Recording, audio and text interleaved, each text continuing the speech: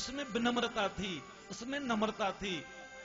नम्रता नहीं टूटती, नहीं मिटती, और कठोरता भैया टिक नहीं पाती। वृक्ष कठोर हो गया, उसे झुकना नहीं आया, टूट गया। श्रद्धेय स्वामी जी कह रहे थे आज, राजेंद्रानंद जी बोले, स्वामी जी पंडाल बड़ा बन गया, पहले इससे आधा पंडाल था। हमने कहा स्वामी चिंता मत करो, मैं नोखा में बहुत कथाएं कर चुका हूं। मैं जेडी मगरा से लगाकर पितरा सर और राशि सर, मुझे पता है यहाँ के लोगों में कितनी आस्था है कथा के प्रति। आप आज ही देखना, और आज ही ये पंडाल फुल हो गया। और हमारे जेगला भी बिल्कुल पास ही में है। तो तहसील नोखा माने जिला बीकानेर के लोगों में बड़ी भारी आस्था देखी जाती है, बड़ी श्रद्धा देखी जाती है। और यूं तो आज कथा का शुभारंभ हुआ है, पंजाब से लोग आए हैं, हरियाणा से लोग आए हैं, उत्तर प्रदेश से लोग आए हैं, और 10 लोग कल एमपी से भी आ रहे हैं। तो यहां हर क्षेत्र का व्यक्ति आता है। चूंकि ये जो धाम है, इस धाम की महिमा बहुत बड़ी है। इस धाम के तो दर्शन करना ही, इस भूमि पर आना ही अपने जीवन में भक्ति कमानी है। और 7 दिनों तक यहां कथा सुनोगे, 7 दिनों तक यहां 3-3 घंटे बैठकर ये साधना करोगे, तो भगवत कृपा भला क्यों नहीं प्राप्त होगी? अवश्य प्राप्त होगी। तो भय, दुख और शोक का नाश करती है कथा। कथा हमें 3 चीजें और सिखाती है। कौन कौन सी? एक तो सेवा करना, एक सबसे प्रेम करना, और एक त्याग करना। हमारे यहां अभी सचिव साहब कह रहे थे कि हमारा सेवक दल लगा हुआ है। सच में सेवक की परिभाषा क्या है?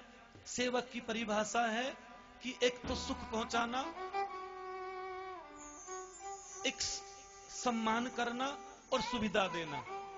सेवक के 3 अर्थ हैं, एक तो सुविधा प्रदान करना, एक सुख पहुंचाना और एक सम्मान करना। तो बेचारे सबको सुविधा पहुंचाते हैं, सबका सम्मान करते हैं। ये तीनों काम सेवक में देखे जाते हैं। तो यहां जो कार्यकर्ता हैं, यहां जो सेवक दल के लोग हैं, उनसे मैं निवेदन करना चाहूंगा, क्योंकि आज कथा का शुभ आरंभ है, तो इन तीनों बातों को याद रखना। एक तो सबको सुख की भावना सबके प्रति हो, हम सबको सुख यहां पर प्रदान करेंगे। क्योंकि श्रद्धेय राजेंद्रानंद जी महाराज जी को मैं चित्र जानता हूं, ये बड़े कोमल चित्त के महापुरुष हैं, ये बड़े सरल चित्त के महापुरुष हैं। अभी अभी हरियाणा में घूमने के लिए गए, मैंने कहा स्वामी जी भंडारे की क्या व्यवस्था है? बोले जाम्बो जी अपने आप करेंगे।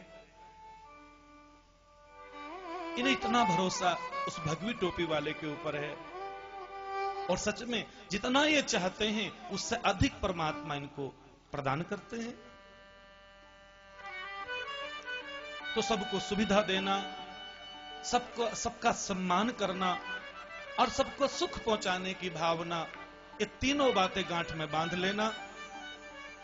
आप हमेशा पक्के सेवक बने रहोगे। और एक बात जरूर सुन लेना कि सेवक कभी बीमार नहीं पड़ता। आप इतिहास में देखें, हनुमान से बड़ा कोई सेवक नहीं होगा भैया। हनुमान सा कोई पायक ने देखियो।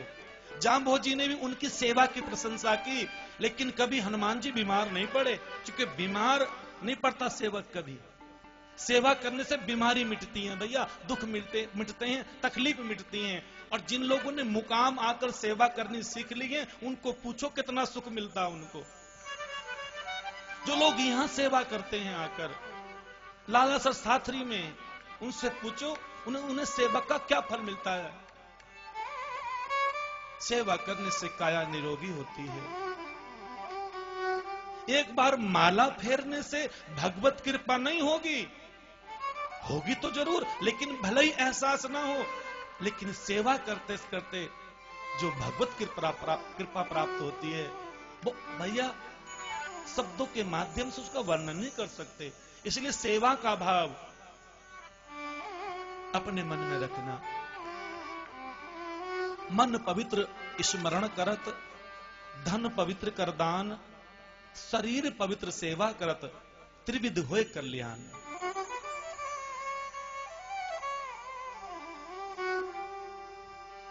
मन को पवित्र करना चाहते हो तो मेरे भाई बहनों, भगवान के नाम का स्मरण किया करो। इतने साथरी में रहो, बस ओम विष्णु ओम विष्णु ओम विष्णु, इस महामंत्र को मत भूलना।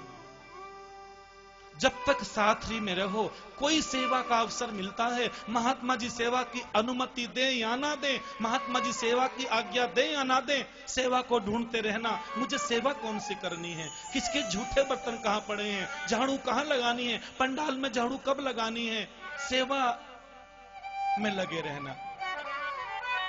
और जितना हो सके जब कथा का समय हो तो अपनी हाजिरी पंडाल में लगाओगे तो बहुत अच्छा लगेगा।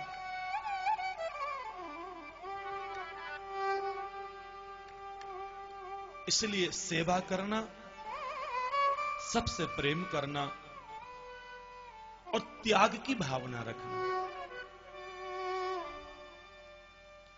कथा अगर भूख मिटाती है तो भूख को बढ़ाती भी है। कथा अज्ञान की भूख को मेटती है और जो ज्ञान की भूख है उसे बढ़ाती है। कथा संतुष्ट भी करती है और कथा संपुष्ट भी करती है। कथा सुनेंगे, भगवान का चरित्र सुनेंगे तो संतुष्टि मिलेगी, और जब संतुष्टि मिलेगी तो संपुष्ट भी होंगे। कथा निर्माण भी करती है, निर्माण भी करती है और निर्माण भी करती है। कथा निर्माण करती है अच्छे विचारों का, अच्छी बातों का, अच्छे आचरण का, अच्छे सोच का, अच्छे चिंतन, अच्छे विचार का निर्माण करती है कथा। अच्छे विचार कहां मिलेंगे? सत्संग में मिलेंगे। अच्छी सोच कहां मिलेगी? सत्संग में मिलेगी। एक वृक्ष पर दो पक्षी रहते थे, एक का नाम सुकंठी था, एक का नाम सुमुखी था। दोनों एक ही वृक्ष पर रहते थे, छोटे छोटे बच्चे थे। एक बार आंधी आई और दोनों वो पक्षी आंधी से उड़ गए, अपने आप को रोक ना पाए।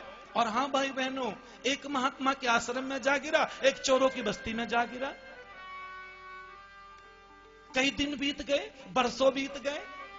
एक राजा निकल रहा था बस्ती से तो आवाज आई, लूट लो, मार लो, पकड़ लो, धन वाला है, पैसे वाला है। और राजा ने अपना रथ तेज दौड़ाया और जैसे ही महात्मा जी के आश्रम में पहुंचा वैसे आवाज आने लगी, आओ बैठो, पानी पियो, सुमरण करो, भजन करो, राम राम कहो। राजा सोचने लगा, दोनों एक से पक्षी हैं, एक सी बिल्कुल बोल, भाषा में अंतर है, आवाज एक सी, शकल एक सी, शरीर एक सा, लेकिन अंतर कितना है? अंतर क्यों हो गया? एक ने संतों की सानिध्य किया, एक ने चोरों की बस्ती में अपना जीवन पाला। तो जैसे संसर्ग किया, जैसे सानिध्य किया, जैसा संग मिला, भैया वैसे गुण बन गए। तो हम संग कैसा करते हैं? और सच में एक बात और कहूं आपसे, कभी अगर समीक्षा करने का अवसर मिले, कभी अपने जीवन की समीक्षा करनी हो, तो कभी अपने जीवन की उस किताब को खोलकर देखना कि तुम्हें कैसे कैसे लोग मिले हैं। महापुरुष तो कहते हैं, कभी ये देखना